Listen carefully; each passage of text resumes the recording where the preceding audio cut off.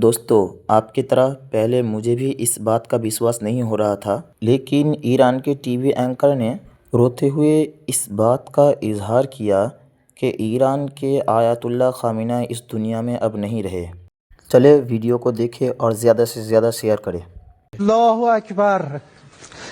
मिनल मुमिनीन रिजालुन सदक़ू मा आहदुल्लाह अलैहि फमिनहुम मन क़ज़ा नहबह व मिनहुम मन यंतज़िर व मा बद्दलू तब्दीला। इन्ना लिल्लाह